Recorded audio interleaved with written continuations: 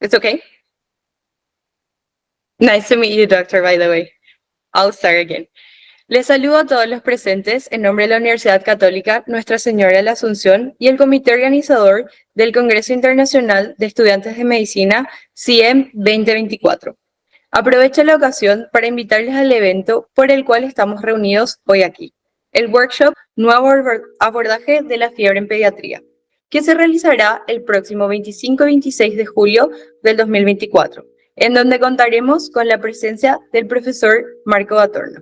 A continuación, cedo la palabra a la doctora Ana Recalde, quien estará dirigiendo la entrevista con el profesor Marco Gattorno. Gracias, Judith. Ok, soy la doctora Ana Recalde, coordinadora del taller donde estará el profesor Gattorno. Sugiero a todos los participantes que habiliten la opción de subtítulos en Google Meet. Además, esta entrevista estará disponible en un sitio web luego de terminar con subtítulos y se va a divulgar para quienes no puedan asistir hoy. Okay, ciao, Professor Gattorno. I will now conduct this interview in English. To facilitate communication with Professor Gattorno, I would like to first thank Professor Gattorno for his support and for making himself available to be here with us today. It is for me a great honor to introduce him. He is the head of the Pediatric Rheumatology Department at the Giannina Gasolini Institute, and he has a PhD in pediatric as well as a specialization in clinical immunology and allergology, and is better known for his contribution to the pathogenic and clinical characterization of autoinflammatory diseases. So we are here today to talk briefly about the training Dr. Gattorno will be leading this upcoming July. Buon pomeriggio, Dr. Gattorno, grazie mille di esserci qui. How are you? No escucho nada.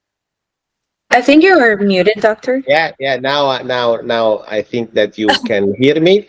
Buon pomeriggio to you, Anna, and thank you very much for the invitation. It's a great honor to be with you and to come to you in July. Will be a fantastic opportunity to meet and to discuss about this fascinating new field of autoinflammatory disease. Okay. If it's okay with you, I would like to proceed with the first question. Yeah. Okay. Taking into account that this group of diseases is not well recognized in South America, what will a new approach to fever in pediatrics in Paraguay be like? What are some insights that you can share with us? Yes, of course. There is a scattering knowledge of this kind of condition throughout South America.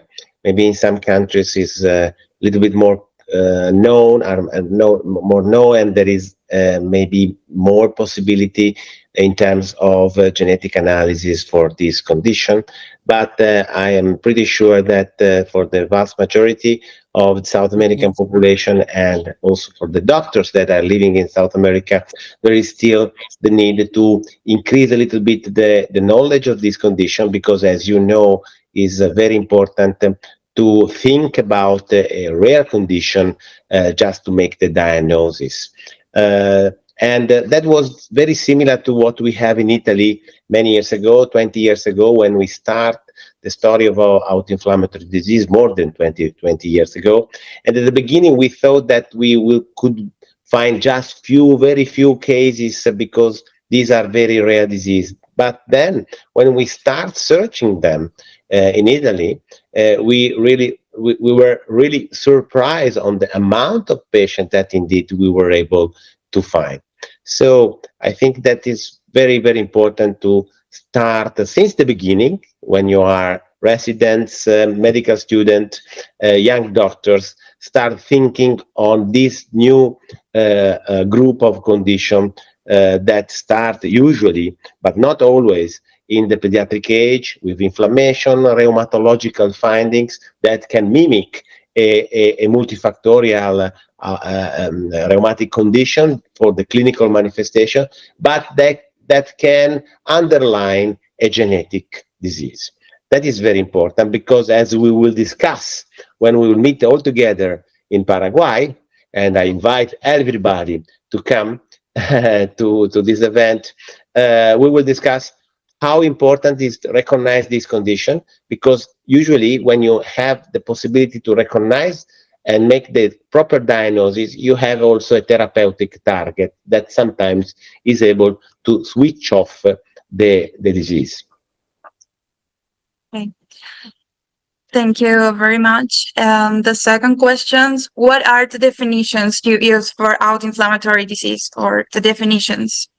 Yes, I think that the most important definition, these are usually monogenic condition, even if we know now a number of multifactorial condition. But at the beginning, the definition of autoinflammatory disease that was proposed by Dan Caster, that was in a way the father of autoinflammatory disease, because he discovered the first autoinflammatory disease, FMF, for example, TRAPS, are conditions that are rheumatic inflammatory conditions related to mutation of genes that are involving mainly in the innate immune response that lead bile inflammation that sometimes mimic an infection.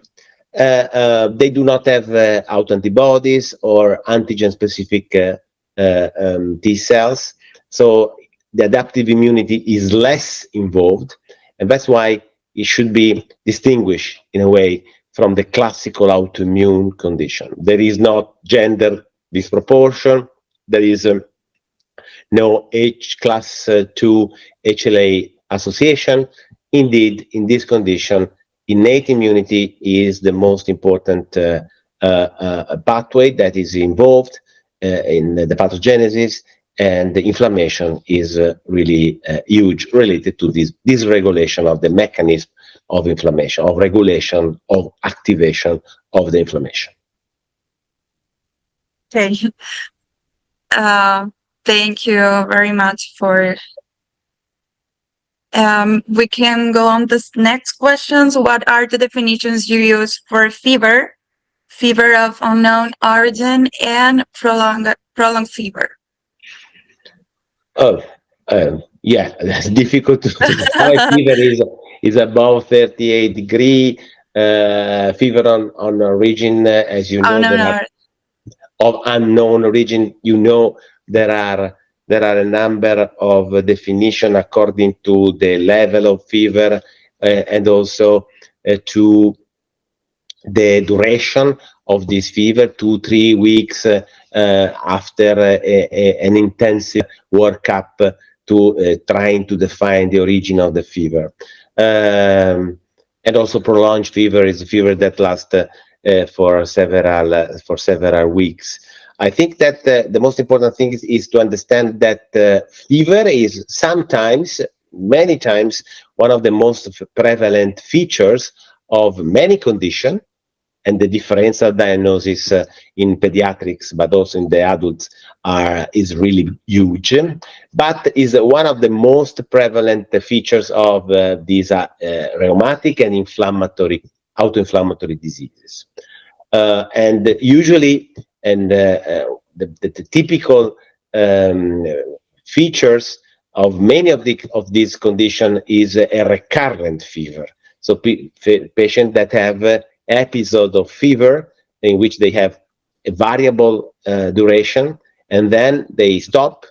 They have a period of a complete well-being, and then they present after maybe 1 month another episode absolutely identical to the previous one, with the same clinical manifestation, in which fever again is the most important features.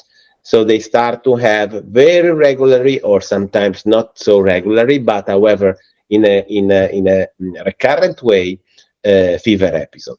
So there are different patterns of fever in which we need to understand the cause. The differential diagnosis is rather large. We will discuss about the differential diagnosis. We will discuss how to recognize the patient with fever, with possible autoinflammatory disease, and how to use the genetic analysis, and how and when to use the genetic analysis to make the diagnosis. Yeah. Okay. And that's really important for us to understand the concept. Yeah. And until the next question is, why is the diagnosis of this type of fever in pediatric patient important? Yes, I already, in a way, replied to this question, because, as I told you before, especially for this condition in which we can understand the genetic cause, in many cases, we can have a very specific treatment. Of course, if this treatment is available.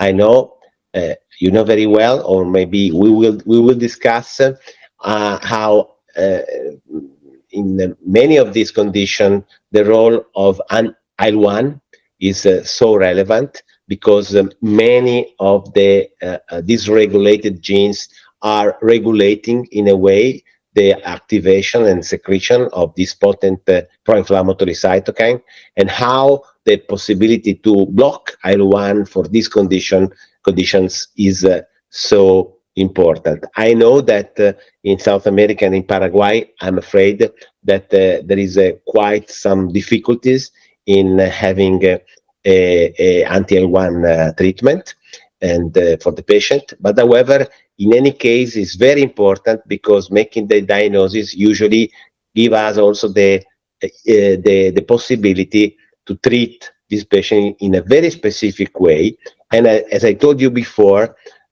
also to completely switch off the disease, and also prevent the possible complication, long-term complication. Okay. So I don't want to take more of your time. So having concluded these questions, I want to say we're very excited to have you here. And I think you already say some words to the audience to encourage people to participate and at the upcoming workshop in July. And I don't know if you have anything more.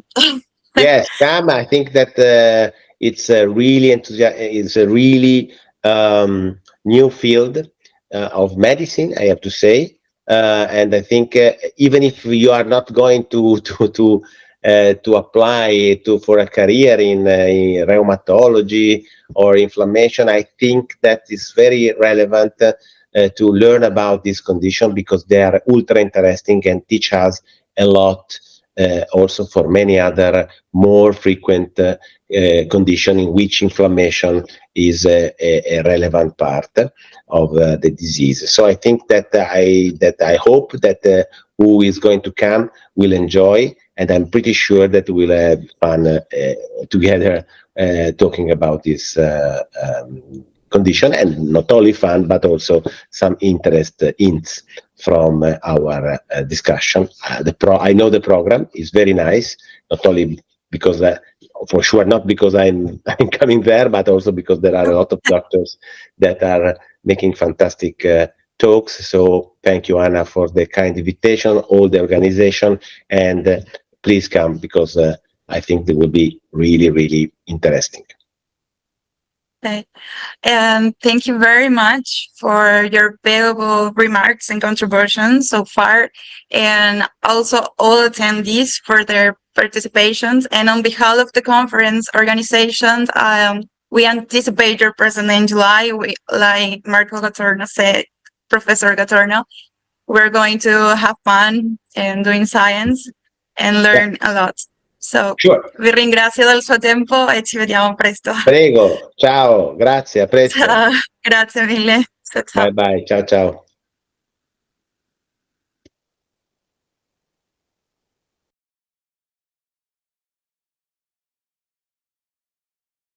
Tu